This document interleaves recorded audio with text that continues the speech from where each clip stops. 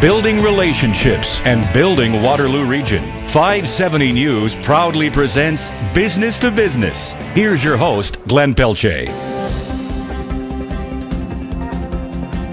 And welcome to Business on 570 News.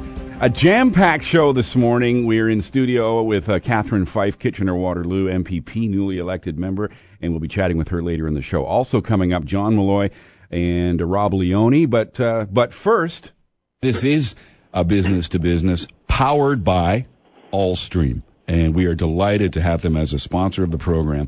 And we've been featuring Allstream in every one of our shows so that you get to learn more and more about the great work that they do. And we're joined now by Grant Bacoe. Is that right, Grant? That is right. And Grant, you're the Director of Voice and IP and Product Strategy for Allstream. Welcome to the program. Thanks very much for having me on today. Grant, it's Greg DeRocher, and thanks again. I know it's probably in the middle of your Thanksgiving Day, but we really appreciate you taking the time to call in and speak live to our audience. But you're calling specifically on something that was kind of new to me, and I'm kind of one of these techie geeks. But explain to us the SIP. Sure. We actually refer to it as SIP, believe it or not, and it's a technology that's becoming more and more prevalent in communications, and that is being used by more and more businesses these days. And it's actually a form of voice over IP, if you've heard of that term, which has become certainly much more prevalent over the last few years as well. So SIP it actually stands for Session Initiation Protocol, which is sort of you called yourself a techie. Well, that was from the original definition of what it is, and it's a communications protocol that allows you to use voice or transmit voice communications over data and internet networks. Wow. Like this, this entire communication package and the technology aspects that we're bringing into business are becoming so critically important. And I think some of the problem, Grant, that we have out here in the business, we're out running our businesses.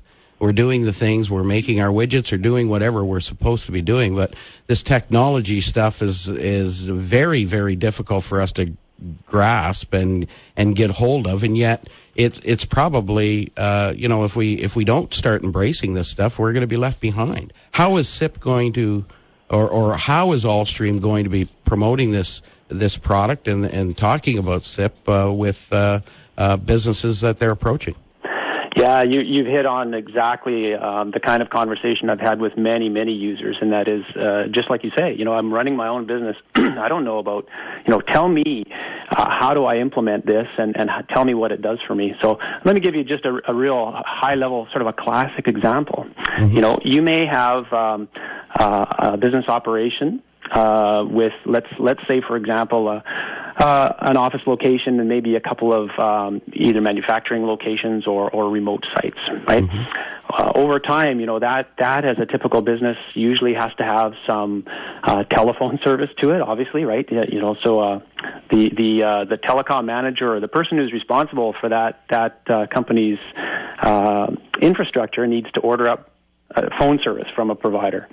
And then if you are accessing, say, a centralized email server or other applications, you actually might have to buy some data service, data connections from a provider to allow for that.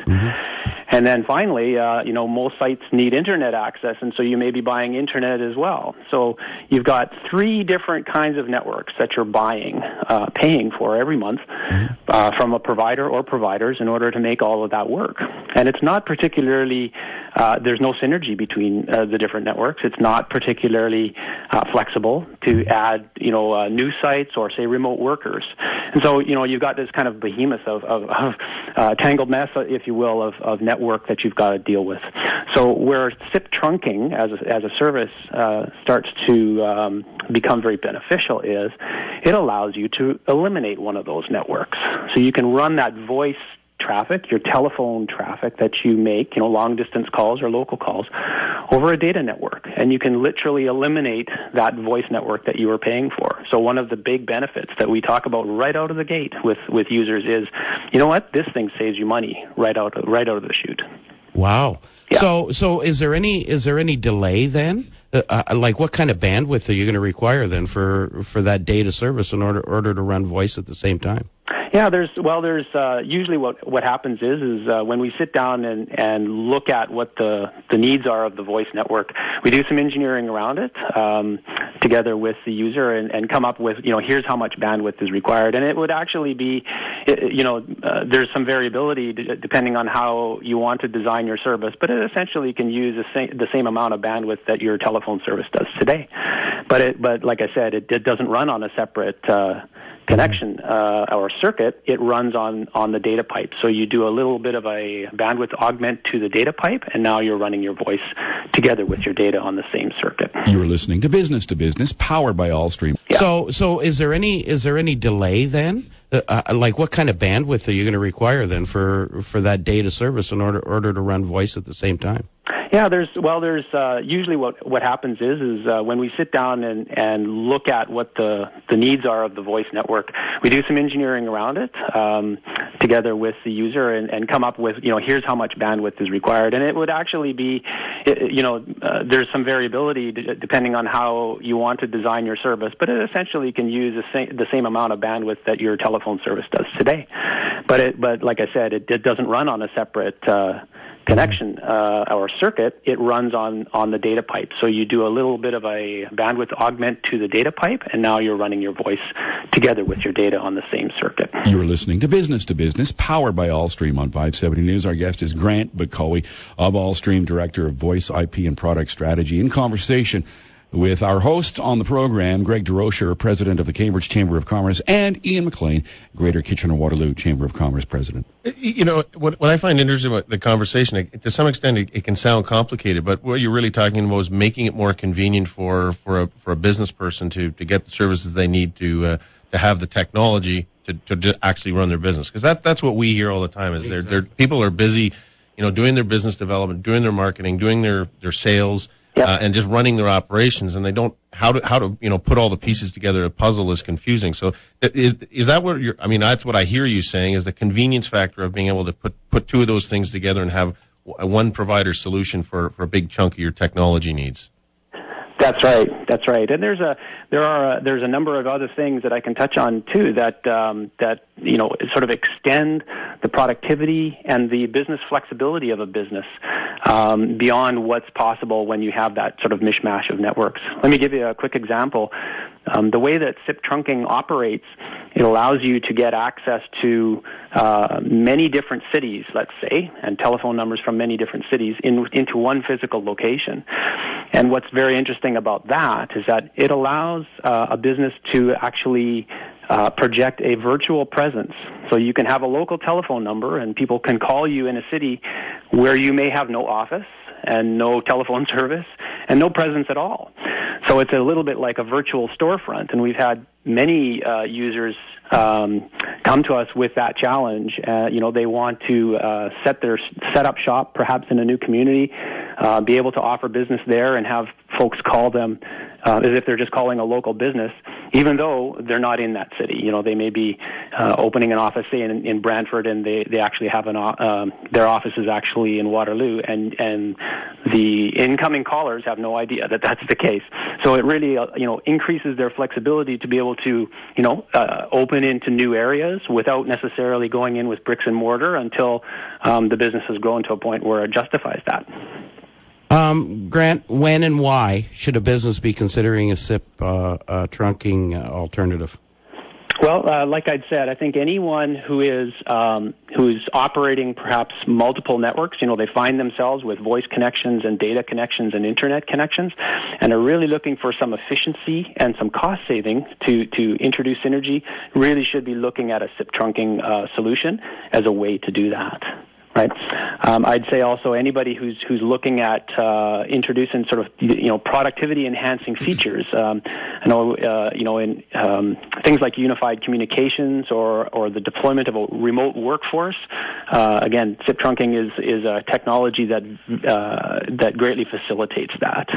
And I think finally, any business who needs the flexibility and the ability to grow and adapt to changing business conditions needs to look at it, because there are there's been many that we've talked to for that exact reason. They've looked at their infrastructure and said, gosh, I can't grow this, or my business is growing and I need to be able to turn up new sites or bandwidth quickly and readily, or add remote workers quickly and readily, and this helps them do that as well. So, right. Any of those reasons are definitely drivers. Grant, thank you so much for your time. We really appreciate your time this morning, and this afternoon, and happy Thanksgiving to you. Yeah, thank you as well. Can I add one last final thing? Absolutely. Yeah. Great. Well, just for anybody who's interested in learning more about SIP trunking, we're actually having a live event in London on October 23rd. And if they want to get a little bit more info about that, I've got a number that they can call. Okay, go ahead. It's 519-340-0430. All right, repeat that number again. Yeah, it's 519-340-0430. All right. You're listening to Business, powered by Allstream, Canada's all business communications provider, simplifying IT complexity to strengthen your business. In today's world, businesses are faced with the challenges of increased complexity and the rapid pace of technological change. At Allstream, their focus is helping customers simplify their IT operations, and you can check them out at allstream.com. And great to have Allstream on board as our sponsor. And I mentioned off the top of the show, guys, and not just guys, because Catherine Fife's with us as well. We've got Catherine Fife in studio with us. We've got John Malloy on the line. He's coming up next, and we've got Rob Leone, the Tory MPP for Cambridge, coming up.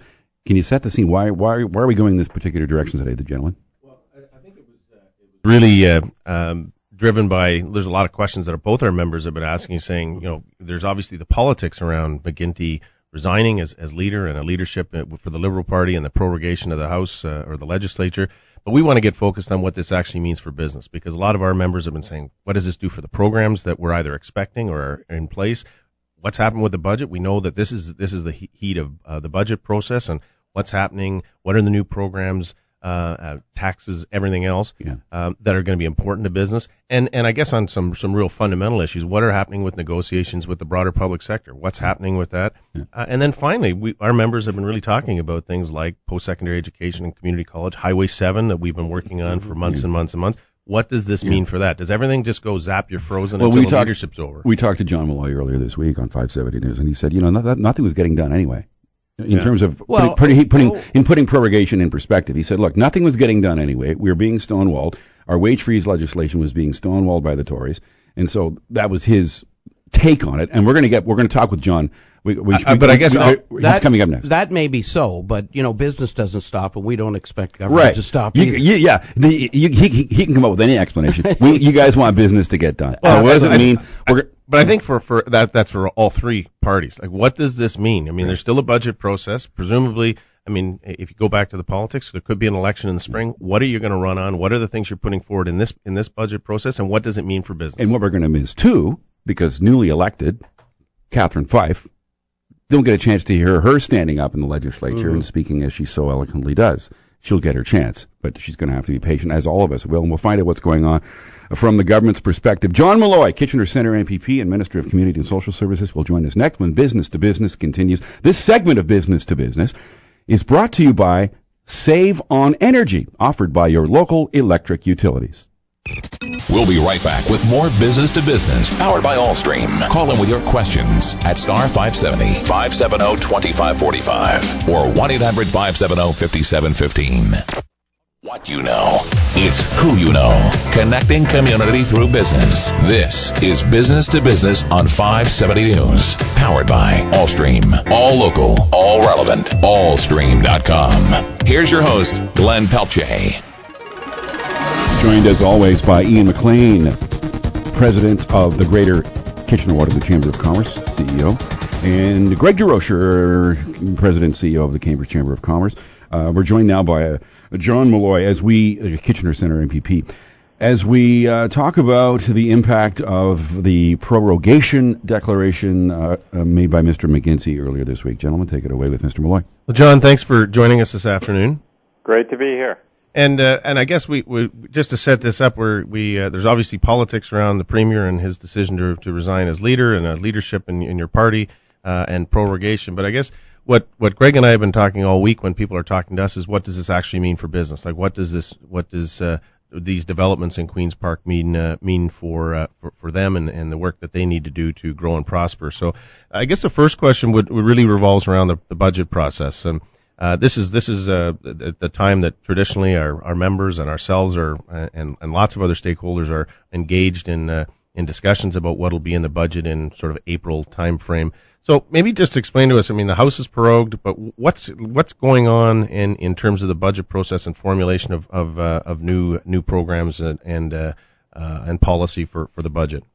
Sure. I mean, I think, and we're obviously going to talk about the prorogation in the course of this conversation, but I think it's important in listening to some of the comments that I've heard that not today, but just in general, that people recognize that the legislature doesn't sit all year round. In fact, there are many months of the year it's not sitting, which doesn't mean that work is not being done by the government through the system of cabinet, and cabinet's still meeting regularly.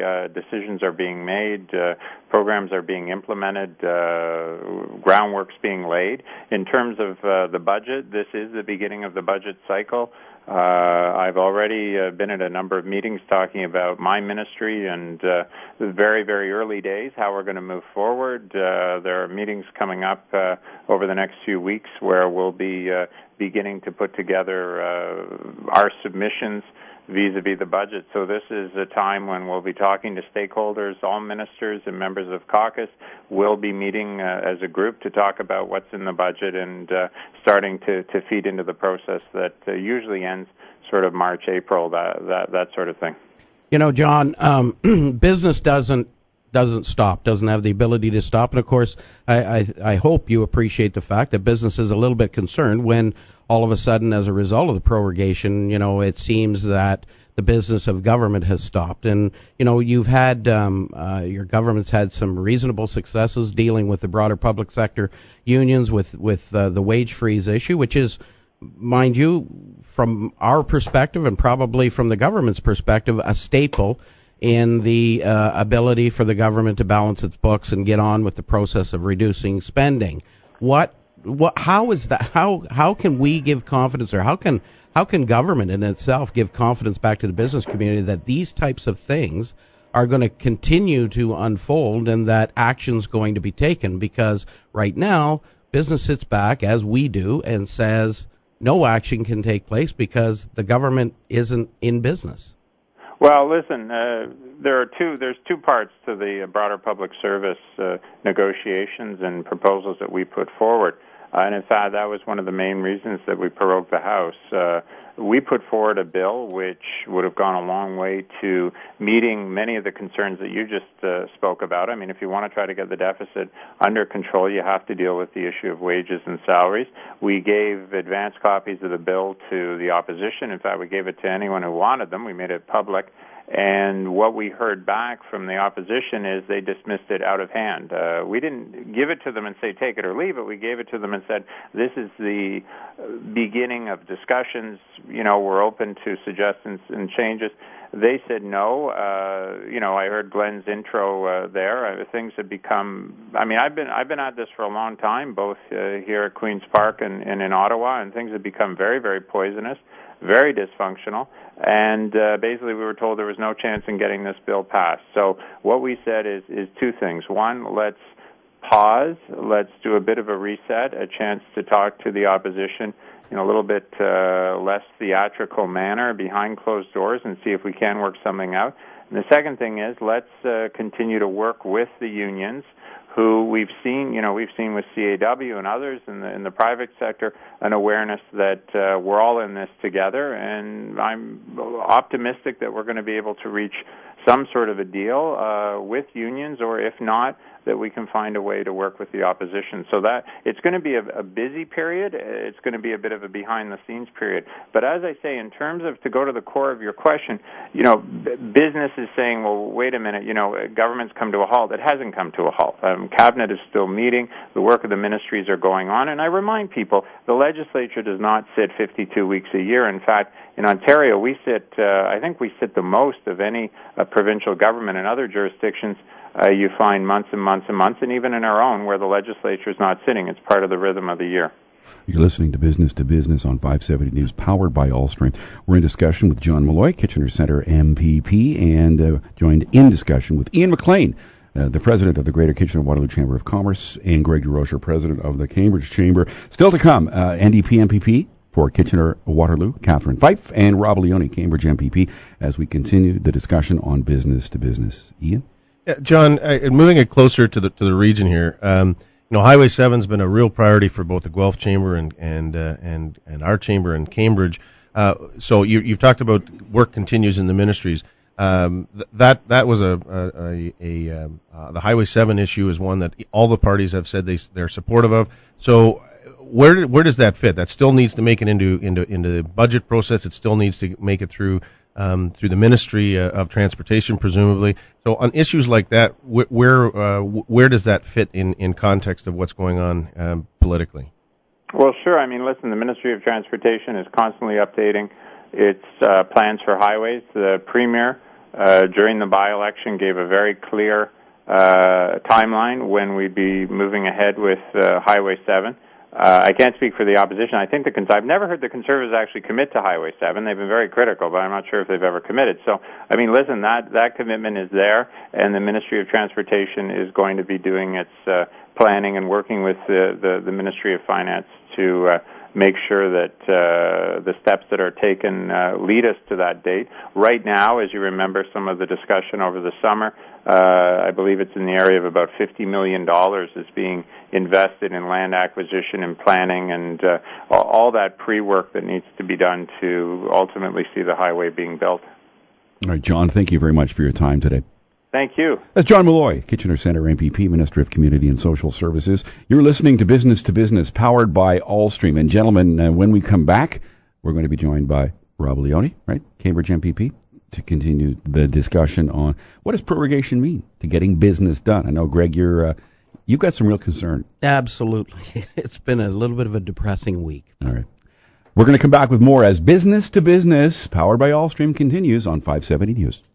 Business, powered by Allstream. A presentation of 570 News. Watch the live video webcast at 570news.com. We'll return with more Business to Business. Just what you know. It's who you know. Connecting community through business. This is Business to Business on 570 News. Powered by Allstream. All local, all relevant. Allstream.com. Here's your host, Glenn Pelletier. Listen to that guy. What a voice this guy. Who is that guy? I love his voice. As your host, Glenn Pelletier. Really, the host of the show, to be fair, really, are McLean and DeRocher. You're the referee, I think. I don't even know what I am. But I love working with you guys. It's been a lot of fun. And we talk about a lot of things on the show. And from a business perspective, it's Business to Business, powered by Allstream. Ian McLean, president of the Greater Kitchener-Waterloo Chamber of Commerce. Greg DeRocher, president of the Cambridge Chamber. And we're talking about the impact of prorogation on business activity. And we talked to Mr. Malloy moments ago. Catherine Fife is coming up. And right now we're joined by no stranger to you, Greg. No. The member of Provincial Parliament for the riding of Cambridge, often referred to as Cambridge North Dumfries because it includes North Dumfries Township, but the riding specifically is Cambridge. But I digress. Greg? Well, Rob, thanks very much for taking the time on this Sunday to join us. Hi, how are you guys? Very good. Rob, you probably know what we're talking about. I think we fed you a little bit of information as to what we're going to talk about, and that predominantly is the effect of prorogation on the provincial legislature. And what I want to ask you in the very beginning is, from a business perspective, we're sitting out here. We saw the announcements in the spring about the budget. Here's what our plan is to reduce the deficit, to get back to a balanced format of budgeting in the province of Ontario by 2017. All of a sudden now we receive that the legislature has decided it's not going to continue and prorogation has taken effect. What happens to this budgeting process now? Well, last week, as you all know, the legislature was prorogued and the Premier resigned from office. But little known and little media coverage, actually was centered around what actually happened last Monday in the legislature, which was the release of the fall economic update. Now, that is typically the sort of second round of a budget year. You get updated on the economic status of the province of Ontario. And that happened on last Monday as well. Totally got overshadowed by the fact that the Premier resigned and that the House was prorogued. So that is a snapshot of what exactly happened last week. We have a resignation and prorogation that totally overshadowed the fall economic update. And Ontarians have not really understood what was in that document. And I think it's a very important document, obviously, with respect to the economy and how the business community feels about how the government's performing. Mm-hmm. Yeah. So what was in that document? I mean, what we've asked Minister Malloy was, the budget process still has to keep going in some fashion because whatever happens in the Liberal leadership and with proroguing of the legislature, there's got to be a budget in somewhere in April. So I mean, what was in that update that caught your eye, and what is given that the legislature is not sitting and not likely to, what are you going to do as a party to try and get the feedback required to make meaningful contributions in the next budget? Good question. One of the things that was in the budget last week, or fall economic update, was the fact that the budget for the last fiscal year, ending last March, the deficit was $13 billion. For next year, it's projected to go up by $1.4 billion to $14.4 billion. Again, so this is the wrong trajectory. The budget deficit going up rather than down, and we have serious issues with the fact that we're just on the wrong track.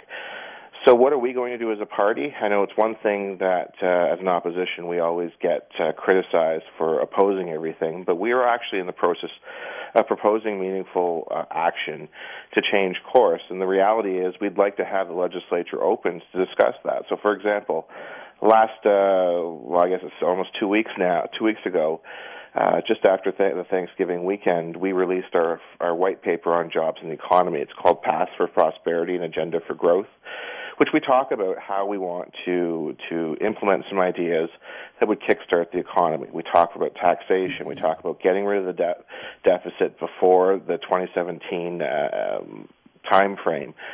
We talk about reducing red tape, job-killing red tape. We talk about ideas like we have how we're going to treat the business community rather than standing in the way of business. We want to be partnering with them. So we're talking about how we can create an environment where the private sector can create jobs and grow the economy once again. We talk about the skilled trades in that paper. We talk about immigration and transportation. So this is a white paper that sets the stage for what we believe can get this province back on track from a have-not province, which the McGuinty government and the Liberals have put us under, to a have province once again. Now, I mean, just leading into the negotiations, we were talking about the broader public sector. You still have teachers and doctors, nurses, the universities, the broader public sector. In terms of negotiations, where does is the Conservative government still, or a Conservative Party still willing to be working with the Liberal Party, even though the legislature is not open to get some of those reforms in place? Because ultimately, we all know until that's dealt with, you cannot solve the budget deficit problem, because that's where the vast majority of the budget comes. Expenditures are. So what are you doing in terms of negotiations, and how are you planning on continuing to move forward on that? Well, let me tell you what prorogation did. If we weren't prorogued last week. On last Thursday, we would have tabled our Ability to Pay Act.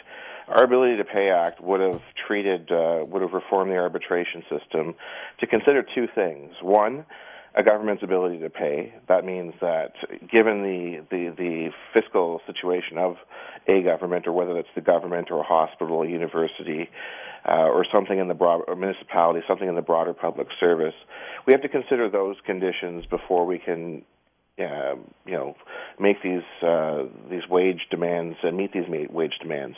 The second thing is that we want to make sure that those wage demands are consistent with what's happening in the economy. So we have to marry private sector income growth with public sector income growth. And the reality is that they're on two different trajectories. The public service salaries and wages and benefits are far outstripping what's happening in the private sector. That was our Ability to Pay Act. That was going to be tabled. It was to be debated last Thursday, and prorogation totally wiped that off the table.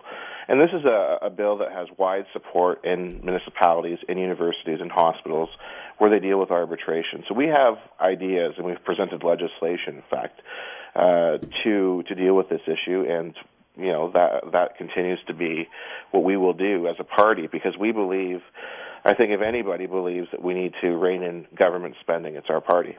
Well, just one quick question, and thank you for taking the time with us this afternoon. But we were just talking about Highway 7, and that's a local issue in terms of that is high on our priority list. And just wanted to get absolute clarification, because I'm sure I heard it. The PC party in Ontario is supportive of moving forward with Highway 7 as soon as possible, because I believe that's what you and your leader and Mr. Harris and others said during the by-election. So I just want to get you on record of that today.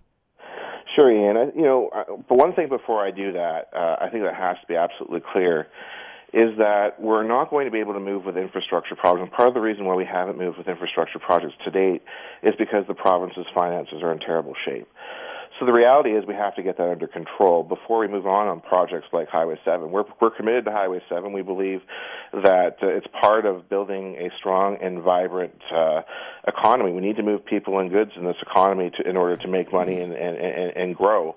And that's Highway 7 is a part of that, as in addition to a wider transit strategy. And I think our Paths to Prosperity Agenda for Growth white paper talks about how we can get rid of gridlock in the Greater Toronto and Hamilton area to help move those people and goods to the jobs that are needed and to the consumers that want these products. All right, Rob, thanks for your time today. Okay, have a good day. It's Rob Leone. He's the Cambridge MVP. You're listening to Business to Business. This segment of Business to Business is brought to you by Save on Energy, offered by your local electric utilities. When we come back, we'll be joined in studio by the recently elected Ms. Catherine Fife, the MPP for the riding of Kitchener-Waterloo. She's going to join us next as Business to Business, powered by Allstream, continues on 570 News. We'll be right back with more Business to Business, powered by Allstream. Call in with your questions at star 570 570 2545 or 1-800-570-5715. It's not just what you know, it's who you know. Connecting community through business. This is Business to Business on 570 News. Powered by Allstream. All local, all relevant, allstream.com. Here's your host, Glenn Pelletier. Thank you very much for listening. This segment of Business to Business is brought to you by Save on Energy, offered by your local electric utilities. We have been in discussion with MPPs John Malloy and Rob Leone, and now we are delighted to be joined by a woman who's been everywhere this past couple of weeks. I've seen her all over the town during Oktoberfest, and her profile has risen substantially. She waged a very successful campaign. Ladies and gentlemen, the Kitchener-Waterloo MPP, the newly elected NDP member, Catherine Fife. Gentlemen? Well, Catherine, thank you for joining us in studio today, and you've heard some of the comments from Minister Malloy and Mr. Leone. So obviously the politics we've sort of is the backdrop. McGuinty resigning, prorogation, but again we're back to what our members have been talking about, what they've since Thursday and all through the weekend. Or what does this mean in terms of the negotiation with the public sector, and what does this mean with the budget process? So let's talk about the budget process to begin with. What are you going to do as a party to get the feedback and in terms of that you would ordinarily do if the House was sitting? In terms of the next budget that the Liberals will have to present in April. Mm-hmm. Well, just to be fair, it's really difficult to separate, moving forward on the economy with what has politically happened. The legislature is shut down. We're locked out of doing our jobs. And to listen to Mr. Malloy talk about how Cabinet will be meeting and continuing on with their work is very different than the legislature working collaboratively and working together to make some headway on some of the issues that are outstanding. As mentioned by Mr. Leone, the fall economic statement came out the same day that the Premier resigned and shut us out of Parliament. And it's worrisome what's in that document. The spending has not decreased, and we're going to see an increase in the deficit moving forward. What happened, though, there were a number of private member bills, and even the government bills that were on the paper order to move forward to address the spending, to address waste, because waste is a huge issue right now, and it's a confidence issue. But we were looking at private members' bills that would look at HST off hydro, that would look at banning public sector bonuses, which is a spending issue, and a job creation tax credit, which would be used to stimulate more jobs. I mean, Mr. Leone mentioned also the infrastructure. I mean, you cannot move forward with a strong economic development strategy for this province and leave infrastructure out of that conversation. And in fact, it should be part of the conversation.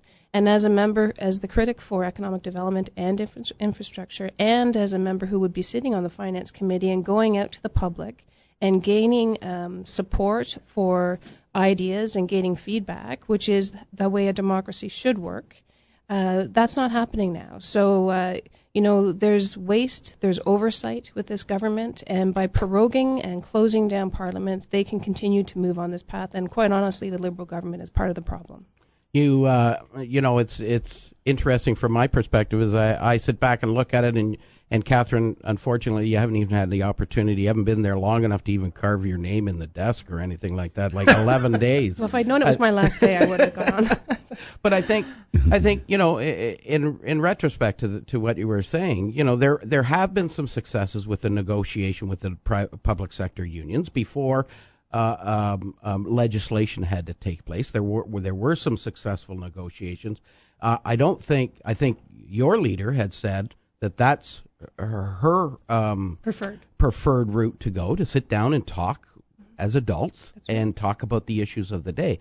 What's this going to do now? What's prorogation going to do now to having those effective talks with either the parties or even the unions? Okay, and that's a very good point. The reason that we support negotiated settlements is because we've known from other provinces that when you legislate these contracts, quite honestly, the unions are in a very good position to take the government to court, and that in the end costs the taxpayer more money. So that is part of the problem as well.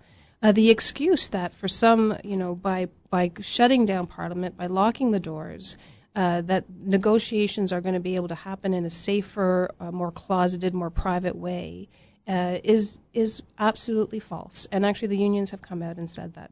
They're not playing this game. And, it's really important for the citizens of this province to understand that this is just game playing.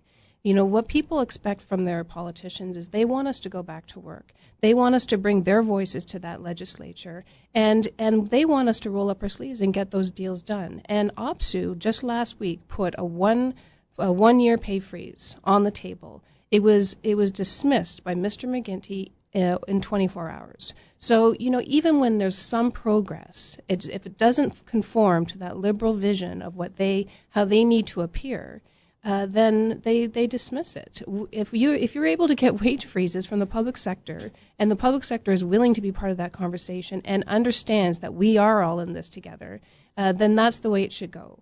And by shutting us out of Parliament, it's absolutely undemocratic. It's an abdication of responsibility, and it is not in the best interest of the economy of this province. You are listening to Business on 570 News, powered by Allstream. We're in discussion with Catherine Fife, Kitchener-Waterloo MPP. Well, just following up on that, Catherine, I mean, one of the things that you talk about negotiated settlements. I mean, what happens if there is a settlement that's negotiated with take as an example, nurses or doctors, a broader public sector, OPSU? What happens? I don't think anything can get through without the legislature being called back. So what progress can really be made, or does it just have to now wait until a Liberal leadership is done, a budget's presented, and either we have an election or the budget is approved by the legislature? I mean, is that how long we're talking about getting any progress? Well, I mean, there was no term. There was no terms of conditions for the prorogation. So we actually don't know. I mean, in the media, which has been, it's been very clear that Mr. McGuinty said, well, if I have to come back if I get a settlement, I'll come back. But nothing's going to happen until they get a settlement. And if nobody's talking, how are they going to get a settlement? So we're actually in a really interesting position here because, me as it was mentioned by Glenn, I sat for 11 days, just finding my feet. I was excited about the economic development and infrastructure and the finance, but my disappointment as you know, someone who's really wanting to get to work at Queen's Park should be completely, you know, is not on the same plane as the people of this province who actually need leadership at Queen's Park. And running away with your tail between your legs is not the best approach to developing a strong strategy for this province. And the only people that can make us come back is the Premier, he can recall, and the Lieutenant Governor. So what I'm doing as an MPP is I'm knocking on doors this week. We have a petition, we have a campaign going. We need to get people to stand up and raise their voices, and that should come from the business community. I would welcome that support from the business community. You know, no one gets to when the going gets tough in business, you don't get to shut the doors. You need to stay at work, and I want to get back to work. Well, I think, and I made that comment earlier, the business doesn't shut down. Business can't shut down. We got to keep moving forward. It seems to me that, you know, back to the wage freeze legislation, you know, and that whole issue that, you know, in reality now, why would the union sit down and negotiate? Nothing can happen. That's right. There's no leverage there. You know, I mean, what needed to happen was, and actually Mr. Duncan, the finance minister, even said last Monday, you know, this is the day they prorogued. We're still talking to the PCs. That door is still open. You know, we did close the door because at the end of the day, we understand that it's going to cost the taxpayer more money if you go to a legislation, and negotiation is the only way to move forward. Just before we're coming to the end of our time, but you referenced infrastructure and Highway 7, and in terms of how that affects the budget. Yeah. You know, how are you going to? What are the things you're going to do to strike that balance between reducing the deficit and economic growth and investing in infrastructure? Because you know, the Conservatives, the Liberals, the NDP have all said to varying degrees they're supportive of this project, which we believe is fundamental, not just for this region, but for the entire provincial economy.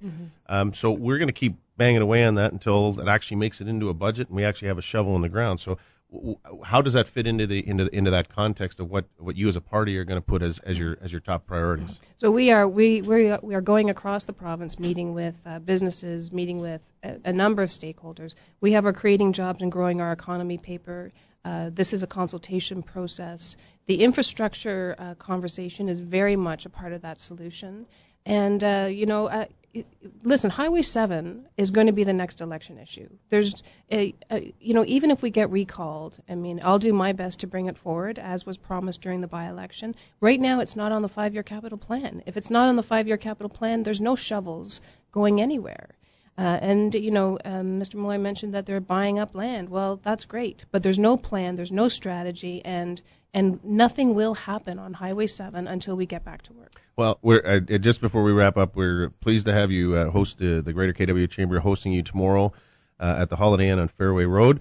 And so you sat for 11 days, but you've got lots of material and anecdotes from contempt motions to prorogation and what you're going to do in the next budget. I'd have to say too that your presence in the studio today has made this very, very nice and congenial. Yeah, and it speaks volumes about you as a person, Catherine, for taking the time to come in and join us. It's always a pleasure to chat with you, and we look forward to seeing you in the legislature soon. We don't know when, though, it's going to happen. It's a complete mystery, but a lot of people are looking forward to watching you stretch your stuff in the legislature. Thanks for your time. Thanks as well to Rob Leone and to John Malloy. You've been listening to Business on 570 News, powered by Allstream, with your hosts, the one and only Greg DeRocher, president of the Cambridge Chamber, and Ian McLean, president of the KW Chamber of Commerce. News is next at 1 o'clock. Thanks to Liz Russell and Catherine Drake, our producers. This is 570 News.